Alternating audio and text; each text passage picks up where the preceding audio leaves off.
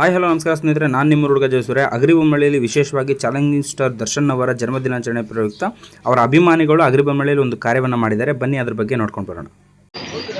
49ನೇ ವರ್ಷದ ಹುಟ್ಟುಹಬ್ಬದ ಆರ್ಥಿಕ ಶುಭಾಶಯಗಳು ಡಿ ಬಾಸ್ ಅವರಿಗೆ. ಇವತ್ತಿನ ದಿವಸ ಅನ್ನದಾನ ಕಾರ್ಯಕ್ರಮ ಮಾಡಿಕೊಂಡಿದ್ವಿ. ಇದು ಮೊದಲನೇ ಹಂತ. ಓಣಿಗೆ ಊಟ ಹಾಕಿದ್ವಿ, ನೆಕ್ಸ್ಟ್ ಊರಿಗೆ ಊಟ ಹಾಕ್ತೀವಿ. ಅದಾದ ನಂತರ ಇಡೀ ರಾಜ್ಯಕ್ಕೆ ಊಟ ಹಾಕಬೇಕು. ಆ ರೇಂಜ್ಗೆ ಹೋಗ್ತಾ ಇದ್ವಿ. ವಿಜಯನಗರ ಡಿಸ್ಟಿಕ್ಟು ಅಗ್ರಿಬೊಮ್ಮನಹಳ್ಳಿ ರಾಮನಗರ ಏರಿಯಾ ಊರು. ಡಿ ಬಾಸ್ ಅಭಿಮಾನಿಗಳು ಅಂದರೆ ಏನಂತೇಳಿ ಇವತ್ತು ಒಂದು ಮೆಟ್ಲಿಟ್ಟಿದ್ವಿ. ಬಟ್ ಬೇರೆ ಬೇರೆ ಕಡೆ ಮಾಡ್ತಿದ್ವಿ ಓನಾಗಿ. ಇವಾಗ ಎಲ್ಲ ಒಂದು ಹುಡುಗರು ಸಹಕಾರ ಎಲ್ಲ ಸೇರಿ ಇವತ್ತಲ್ಲಿ ರಾಮನಗರದಲ್ಲಿ ಮಾಡ್ತಾಯಿದ್ವಿ.